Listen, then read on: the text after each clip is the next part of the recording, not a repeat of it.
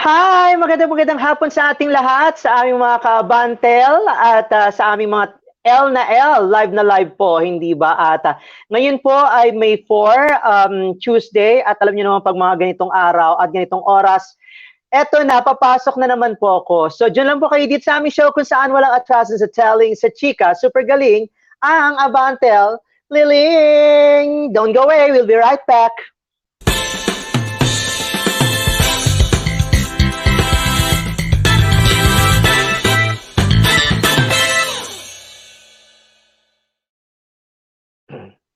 And I'm definitely back. O, di ba? Napakabilis naman.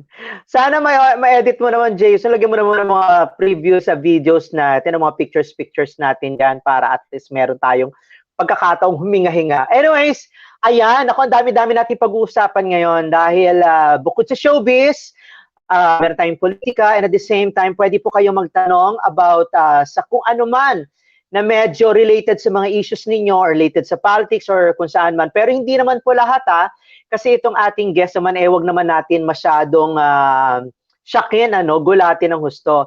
Pero it's an honor for me to introduce to you my first time here and my first time to interact with her. At nalaman lang natin to through our good friend, Fran Simeon, who's watching right now. At okay, so ganito kinakailangan magtanong kayo ng inyong mga questions sa kung ano man ang may related sa inyong buhay, sa politics, katulad ng sinasabi ko. So, without further ado, ang ating life guru, please welcome here at Abantelliling, Dr. Susan Barlin! Hello, hi, how are you? Kumusta ka, Ray? Hi, Doc. How are you? This is our first time to see each other or to meet you. Kumusta? Okay naman po ako. At ikaw po, kumusta naman? Mabuti naman, safe and healthy. Hello? Yeah, safe and healthy, so I cannot complain, Ray. I cannot complain. Ayun, medyo nagkakaroon lang po tayo ng problema sa ating internet kaya ng madalas natin encounter. Naku, hindi na yata magbabago itong ating telco sa situation. Anyways, gagawan po natin yan.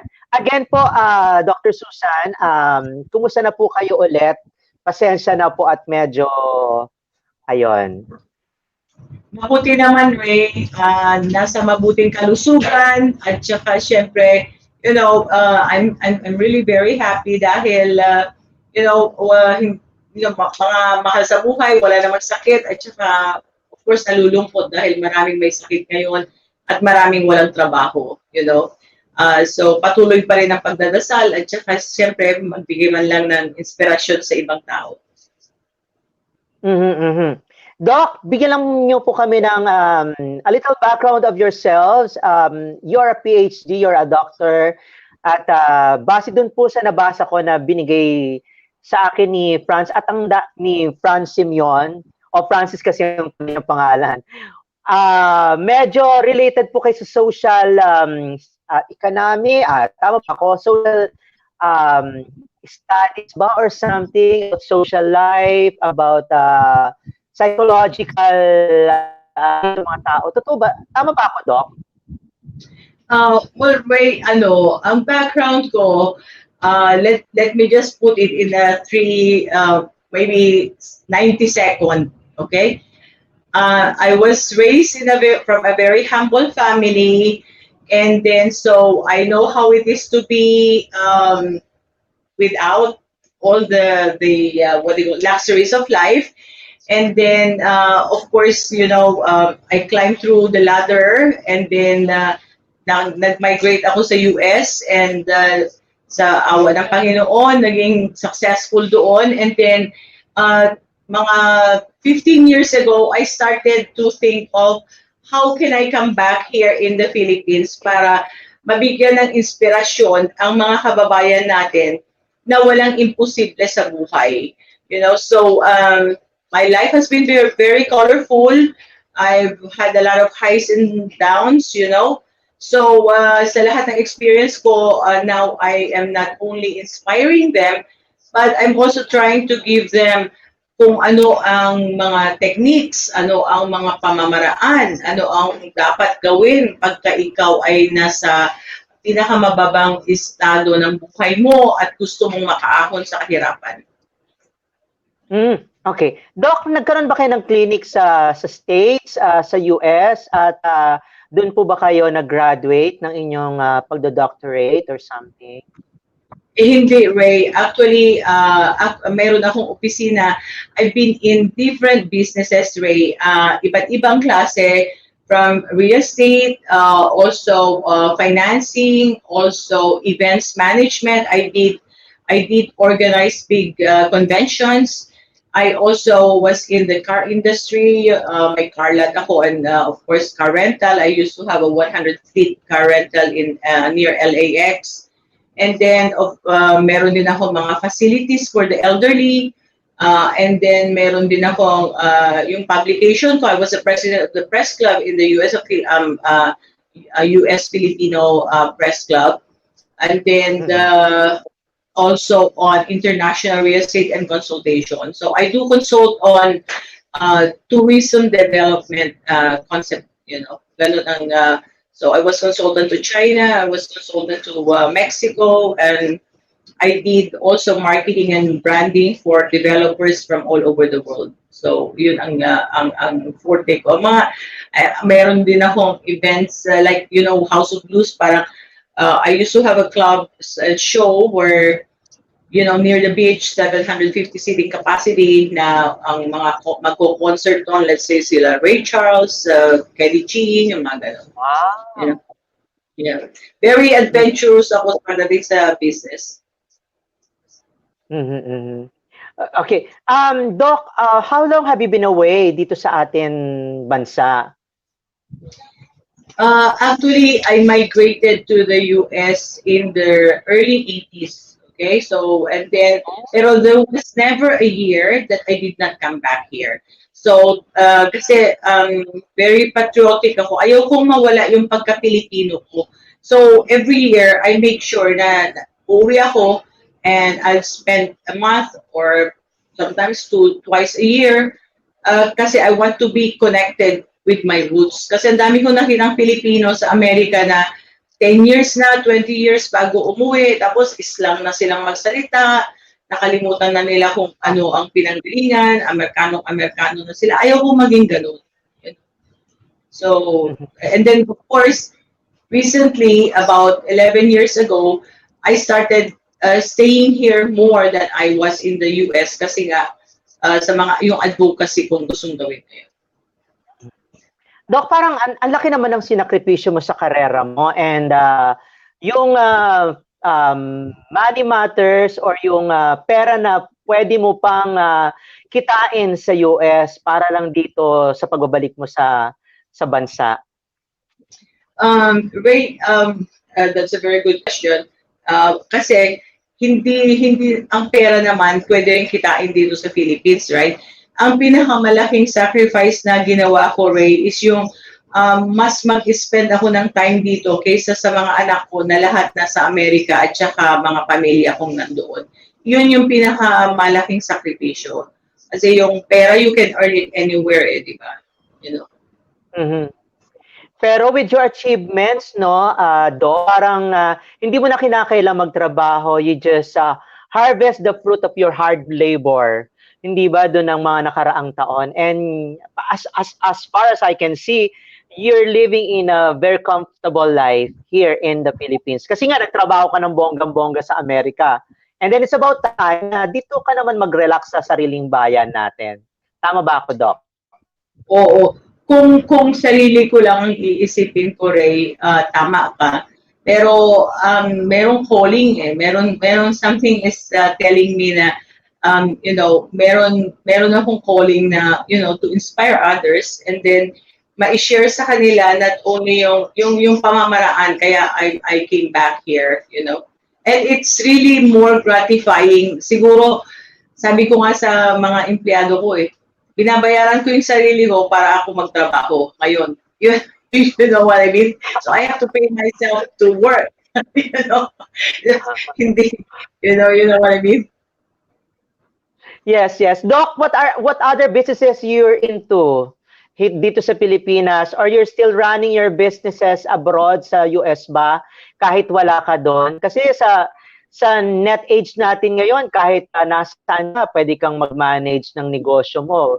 For as long as meron kang pagkakatiwalang mga tao na naiwan mo doon sa ibang lugar o sa ibang bansa.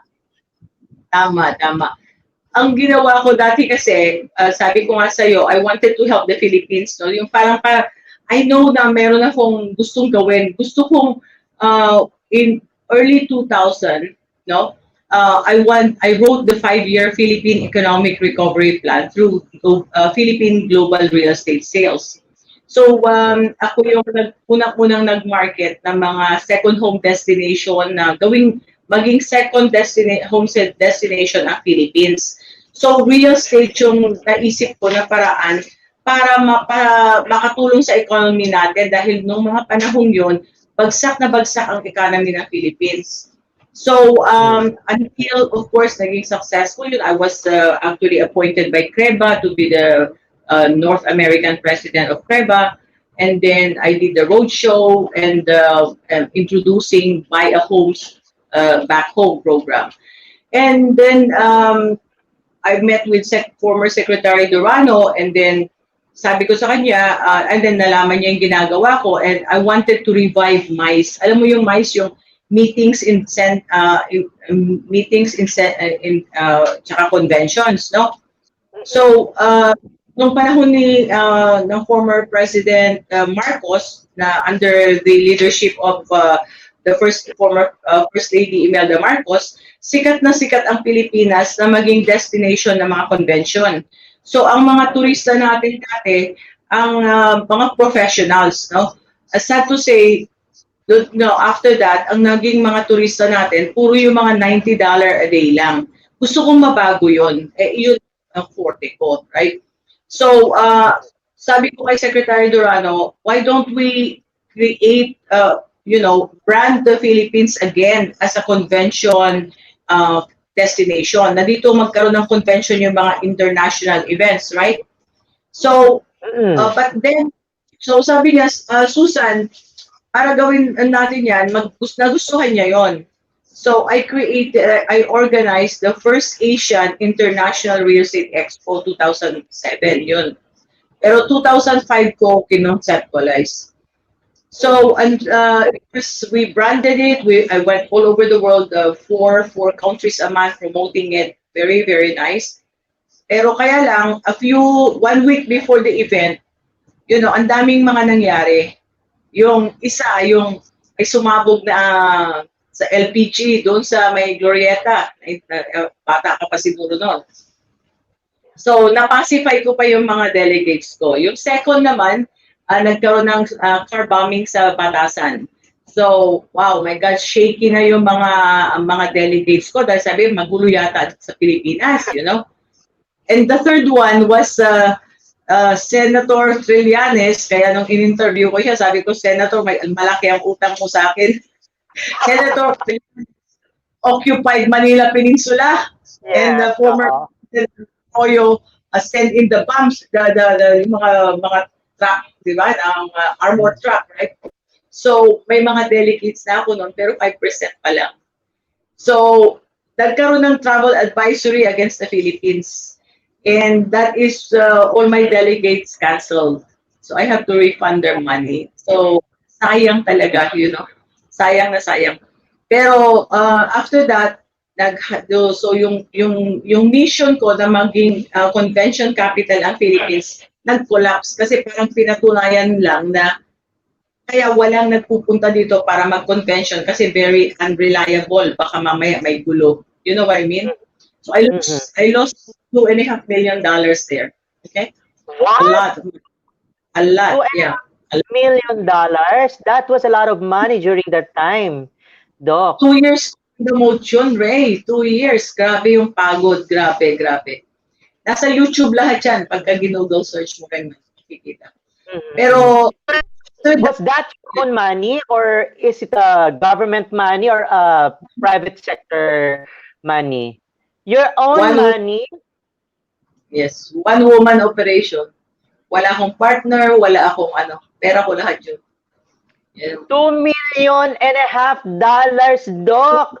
Grabe, Yeah. sa totoo lang, at that time, siguro meron na siguro mga ano yun, 2 billion na siguro yung value noon at that time.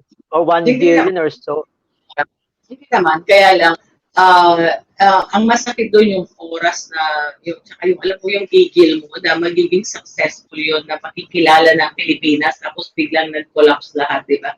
So, Mhm. nakakalungkot. Yung 2 taon mong sinulong na kinalimutan ko lahat yung business ko sa Amerika, dito ako nag-concentrate para i-promote yun. Tapos parang walang nangyari, di ba? So, that was the most difficult part, 5 days of my life. Tinuloy ko pa rin yung show. The convention went on. I think it was Vice President Noli De Castro and former ambassador of US to the Philippines, Kirsty Kinney, ang nag-ribbon cutting doon. So, but it was at least, it's a beautiful experience. And then after that, nag-hibernate ako ng 3 years, soul searching. Hindi ko alam, sabi ko, Lord, ang ganda ng intention. I put my everything. So bakit nag-collapse, right? And then until I realized na siguro to help the Philippines, parang may nagsabi sa, I heard a voice na the only way to help the Filipinos is through the grassroots, sa baba. Hindi sa taas. Kasi yung convention, yung mga developers ang makikinabang lahat dyan. So, Yes. then that's when I brought network marketing here. So, I thought of siguro network marketing ang magiging solusyon para makaahon sa kahirapan ang mga Pilipino. Na mahihirap na walang pag-asang. Yes. Okay, bago tayo magpatuloy, Doc, abatin ko lang muna si Eric Casado, Pers, and si Alec Paolo Bentosilla, si Pao at si Kurt Estacio. Hi, Kurt. Miss you too. Doc, nabawi mo na ba ang $2.5 million since 2007? Well, you know what I will tell you, I'm still investing in helping the Filipinos. Marami pa akong pinuhulang bago ulit para, itaguyod yung advocacy natin. So, but, believe me, sa aspeto na may mga na-touch na tayong buhay, ang daming reward ko nang na-feel na yung mga dating walang pag-asa o kaya hindi tama yung ginagawa nila. Marami na rin akong mga napaligayang tao. Ayun, sobrang overflowing. Okay, Doc. Let's go showbiz naman. I'm sure meron kang mga, ang tawag dito, meron kang mga insights regarding these stars na maganda naman ang buhay nila. So, pero, medyo masyado silang, kumbaga, involved sa politics at sa social media. Let's take on Angel Oxin. Anong masasabi mo kay Angel Oxin? Si Angel Oxin. Yes. Economically career.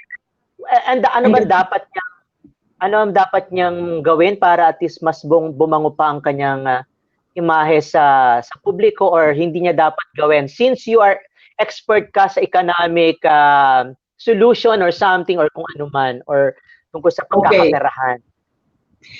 Ano ang pinagkakaabalahan ni Angel Oxin ngayon? Ang pinagkakabala ni Angel Oxin is yung business niya, meron siya mga investments, meron siya mga real property, pero wala siyang serye ngayon. Tumutulong siya sa mga lahat ng may hirap. Pag may calamity, tumutulong siya yung mga tipong ganun. Pero kilala mo naman si Angel Oxin, di ba, Doc? Ang isa sa handicap ko kasi, Ray, aminin ko sa'yo, I'm not very familiar sa mga artista, pero if you tell me a story about her, I can give you an advice and guide her. Mm-hmm. Yes. So, go ahead. Yes, Doc.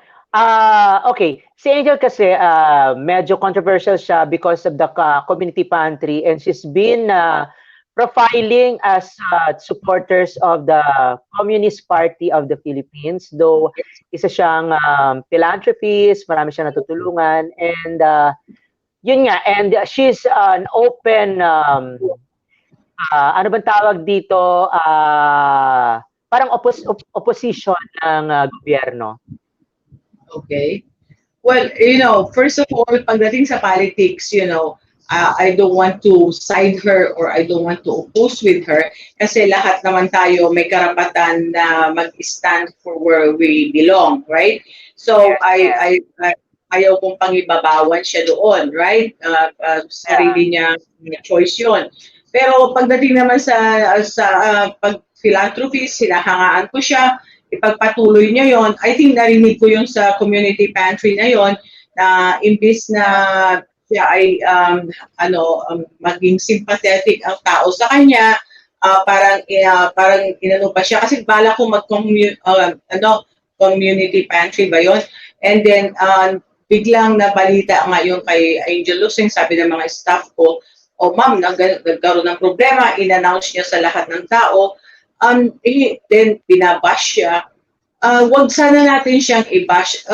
Lahat naman po tayo ay kuminsan nagkakapagsalita, nang nakakagawa ng isang bagay na hindi naman masama ang intention, kundi maka-influence, maka-inspire sa iba na gawin din yon. So, dinumog siya ng mga tao, sadly, may namatay, ganon. And Angel, wag kang sumama ang loob. Of course, you have to be apologetic kasi, nagkaroon ng masamang result. Ay, alam ko, hindi mo naman intensyon. At naniniwala kasi ako, Ray, ako kasi yung klase ng tao na unless proven otherwise, I will give you the benefit of the doubt. Ang masama kasi naman sa ibang tao, hindi naman nila pag-aari kung ano ang nasa isip ni Angel Lucin at ano ang intention niya, pero hinuhusgahan na nila siya na parang gusto lang niyang hindi nag-isip. We have many times in our life, maraming beses sa buhay natin, na kuminsan, nagmamadali tayo, then nakagawa tayo ng isang bagay sa pagmamadali na hindi tayo nag-isip. Allow her that. It's human nature. We are all not entitled, but we are all prone to that. Ako nga marami rin akong pagkakamali sa buhay ko. Pero lagi kong sasabihin, pag may pagkakamali ako, for sure hindi yan intentional, hindi yan premeditated, hindi yan because I want to hurt somebody. And I believe that Angel Lucin did not mean to hurt anyone or to have a malicious intention. Kaya, wag natin husgahan yung tao. Let's celebrate her effort, and wag maawa ka na lang, Angel, doon sa mga naghuhusga sa'yo kasi hindi malawak ang isip nila. Give it to the Lord. You know what I mean? Kasi ikaw, the only person there are only two persons or two beings that you are going to be concerned of. The person you are looking at in the mirror, and of course God, because you know the truth and God knows the truth. All the rest, they can only speculate and assume, but you hold the truth and God holds the truth. Tama ba? Yes. So ang payo niya, pray, just pray, surrender it to God, and shrug it off. Don't put weight into it. Let them judge you. Problema na nila yun. You know what I mean? Tama ba? What business is she doing now? Anong negosyo niya? Wala siyang negosyo. Meron siya mga real estate properties, meron mga investments. Siguro kaya ayaw niya na muna mag-artista because she is already okay, di ba, in the future, and then she's going married naman na. So parang she's putting aside or she's putting on the side na lang ang kanyang career. Pero Doc, ang gusto ko malaman, meron kang celebrity talk show online. So ito ay what is this all about, Doc? Yes, Ray, it's a live talk with Susan Barlin. Actually, it's about advising people on what to do when they have problems. It's about inspiring, bringing back the spirit out of them. Yung fire, halimbawa, kasi lalo na ngayon, pandemic, di ba? Ang daming may Yes. problema sa iba't ibang anggulo ng buhay nila. So, I would like to inspire people. I use it as a vehicle to to advise people, to counsel people, to coach people, yung ganun ba, And nakita So, ko si Baron Geisler at saka si Katin Hermosa naging guest mo, hindi ba? yes, And yes. what have you realized? What have you learned from them? Di ba instead na sila itatanungin natin, what have you learned from your talk with Dr. Susan Barlin? Pero ikaw naman, since wala naman na sila, hindi naman natin sila makakausap, ikaw, what have you discovered and what have you learned from them? Well, Ray, that's a very good point because I always say that by counseling others or by coaching them, you learn from them. The coach also, the mentor also learn from the mentee, right? So, kay Ray, kay Baron, nag-affirm lang sa akin, na-confirm ko na naman ulit na syempre, yung fame could be a poison as well.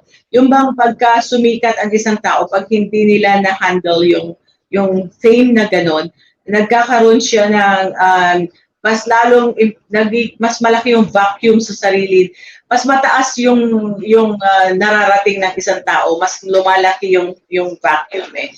And then, kailangan ni Baron ng mentor. Kailangan niyang magpa-coach kasi kailangan is otherwise babalik na naman siya doon sa dati niya. Kailangan niya ng counseling. And then si Kathleen, I admire that girl because she is relentless. She has some pains. Meron siyang mga deep-rooted pains, sa sarili niya na natutuhan ko kay Kathleen is like make the most out of it, right? Which is like she's really trying. Yung love niya sa mother niya masyadong malaki. Ang gusto ko sana sa kanyang ibigay ulit na paalala is like mahalin niya muna yung sarili niya talaga. I-concentrate niya sa sarili niya kasi ang hirap ng i-please mo yung ibang tao eh. Kailangan, masyado niyang nag-strive hard siya para ma-please niya yung mother niya. Yung ganun ba? Na nasasaktan siya dahil diba? So, natutuhan ko doon, kailangan talaga, you should not work so hard to please anyone. Kasi anybody who loves you will be happy to see na you are happy with yourself. Okay. Saan mapapanood to, Doc? Itong iyong live support, ba tawag dito with Dr. Susan Barlin? Live talk pa lang naman. Huwag mo nang live talk dahil patay na yung pakayan, Ray. Live. Kasi naman syempre, pag nakikipag-usap ka, di ba, doon sa isang tao at nai-inspire ka, di ba, parang nasusuportahan din ito yung, nakiklense yung utak mo, hindi ba? So parang ganun yun. Kaya nasabi ko yung support. Pero live talk pala ito. Kaya show natin yan, live support. Yeah. Kailan ito mapapanood, Doc? Every what day? Wednesdays and Thursdays and Sundays, 7 o'clock. Yeah. Sa YouTube channel, Live Talk with Susan Barlin. Alam mo, Ray, I like the energy I have with you. Ganda yung energy ko sa'yo. Anong birthday mo? Ang birthday ko talaga, Doc, biologically is April 3, pero documentary. Legally is May 1st kasi late ako na pa-register ng parents ko. April 3 ang aking totoong birthday, May 1st ang aking legal birthday. April 3, masipag, sobrang masipag ka. Kahit na pagka mayroon kang gagawin, kahit 3 araw kung hindi matulog, gagawin mo pa rin. And then, with a smile, kahit puyat ka, basta gusto mo yung ginagawa mo, masaya ka pa rin. You know, walang pagod, tuloy-tuloy. Right? You Dok, know? nakakakita ka ng personality ng isang tao and you can foresee a future ba ng isang tao? Pagkakaharap ko yung tao, yung energy, nakikita ko, and then, nafe-feel ko kung ano yung bumabagabag sa iyo, kung ano yung nagpa-bother sa iyo. At saka, kung, what they call this, I can just feel yung energy. Minsan magkita tayo. Come visit me. Talaga, naku, Then, Nako, thank you naman. Thank you naman, Doc. Maraming salamat, no? At very encouraging itong mga sinasabi mo about me. Pero Doc, aside from that, meron kang business. This is Emurogen. According to France, para naka-attend na yata ako ng press con mo yata about talaga. this. Alam, ito ba yung tablets na nilulubot? Tama ba ako? Pag-usapan muna natin, what is Emurogen? Emurogen, by the word of it, is immunity and regeneration. Yun lang yung nourishment or nutrition na nakalimutan ng mundo, okay? It comes from Europe. Emurogen comes from Europe. It's patented and it has clinical studies. It's FDA approved here. And yun ay ibuboost niya yung immune system mo at the DNA level. And then, lahat tayo, ang DNA natin, nadadamage every second of the day. And not only that, meron tayong mga genetic hereditary diseases na galing pa sa mga, parents natin, grandparents natin, na mga sakit na nandun sa DNA natin yon na naghihintay mag-manifest, right? Waiting for manifestation. So, nevertheless, ang katawan natin have the ability to identify errors and mismatches. So, kailangan lang ng nutrition, yung nucleotides, you know. So, it's amazing, Ray. Padadalhan kita ng sample and I want you to use it. I want you to use it because really, believe me, it will boost your immune system so good. And just on the first drink, mafe-feel mo na yung effect. Mafe-feel mo na ang lakas mo, you know, ang lakas mo, and then what they call this, ang ano mo, yung bang, yung energy mo is really very strong and wala kang pagod, ang focus mo, ang ganda, and then yung stress coping ability mo, magaling din, you know, so you will love it. Ayun, ano tawag dito? Doc, parang, yes, nakatry na ako nito and ang ganda ng epekto nito sa akin. Alam ko, nung umattend ako dyan, ang guest mo yata at the time, si Imelda Papin ba? Tsaka si isang director, okay. nag-launch. Yes. Yes, okay. Yeah, there was a lot of press then. Yes, Imelda is actually she's still using it. Gusto ni Imelda yung product. I mean, laging kukuha ng product yon. I will ngayon kailangan natin yan, Ray, kasi ang immune system natin, you know. Ang kalaban natin ngayon ay halimaw, okay? Halimaw talaga yung stress natin, right? Kailangan halimaw din ang panglaban mo. And pag halimaw ang panglaban, kailangan sa DNA na yon, you know. So you have to boost your immune system at the DNA level. Oo. Tapos I heard na si Teresa Loizaga, si Aramina at si EJ Falcon is also using Emurogen, hindi ba? Ayun. Oo, pati sila Ruru Madrid, sila madaming mga artistang gumagamit, you know. So, and they love it. I mean, maganda naman yung Teresa is always posting on her Twitter, Instagram, and then also Aramina is our endorser right now, you know, product endorser. And then yeah, madaming gumagamit. Here. Sigaw here. Governor Ejercito is also using it, and he loves our gluten. And then yeah, even Chavez Simpson use it, you know. So marami gumaba. You will, hindi ka mapapahiya eh. Hindi ako mapapahiya sa iyo. I will, you know. I'm sure. Nako, sana may live sponsor din naman yung Emurogen sa akin. Charot. Yeah, why not? Oh, done. Okay, signed. Ayan, Oo, thank syempre. you, thank you. Kasi alam mo, Mhm. Ray, alam mo nalulungkot ako kasi alam mo, um, ang daming artista natin ngayon, ang daming mayayaman, ang daming mahihirap, ang daming tao na talaga nagkakasakit, di ba? And kuminsan, ilan na ang buhay na nawala, right?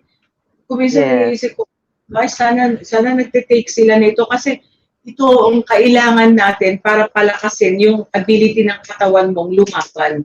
Hindi siya synthetic, eh. Natural siya, natural. You know, Mhm. it's not vitamins, it's not antioxidant, it's not herbal, it's beyond that. DNA level talaga. You know? Naku, kinakailangan Yeah. i-try ko ulit, Doc, i-try ko kasi nung binigyan mo kami niyan mga dalawang parang yung ang tawag dito, dalawang parang, yung parang sa basta yung nakaganon Oo. tapos parang sa mga tablet ano parang ano ba tawag doon, solution, something dinidissolve or something. Yeah. Yeah. Sarap ano, di ba? It Yes, comes in iba-ibang six. flavor. Yes. Okay, paladalhan kita. Okay? Yes, thank you, Doc. Doc, bago tayo magtapos, any more message? Saan ka ba nila pwedeng i-follow? At nabanggit mo kanina yung iyong online talk at ano pa ang pwedeng may offer mo sa ating mga manonood, sa ating mga friends who's watching right now. Ang may offer ko lang ho, sana suportahan niyo po kami sa aming advokasya para malabanan ang yung para ho ang makapagbigay ng kalusugan at kabuhayan para sa ating kababayan. Okay, ang live talk po ay makapagbigay ng inspirasyon. Kung may problema kayo, mag-message lang kayo. I'll be happy to call you and let's discuss it. No fees, wala naman pong bayad yun. Kung makakapagbigay tayo ng liwanag sa mga naguguluhan dyan, you know, subukan niyo po tumawag. Baka may konting maiaalay ako sa inyong makapagpalubag ng loob o makapagbigay ng liwanag. Okay? Saka follow me on my Facebook or my YouTube channel, Life Talk with Susan Barlin. Ayun. Thank you so very much, Dr. Susan. Live talk po, wag niyo pong kalilimutan, live talk with Dr. Susan Barlin. Thank you so very much, Doc, talaga. Thank you, Ray. Okay? Papadala ko sa kanila yung yung product ko, okay? Take it every day. Don't skip a day without it, okay? Okay, salamat ng marami. At there you have it, Dr. Susan Barlin. At maraming salamat again. At I'm sure marami kayong natutunan sa amin. Ako, ang dami pa natin dapat pag-usapan, pero because 30 minutes lang itong programa natin, one of these days, imbitahan ulit natin si Dr. Susan Barlin for more talk about life, about, dami talaga, nabitin ako. Anyways, tutok lang po kayo sa aming show at meron din po kaming Thursday edition, same time, 3 o'clock p.m. po. So this is Rick Kumari saying, mga atras sa telling, sa chika, super galing ang Abantelliling. Thank you, Doc. God bless.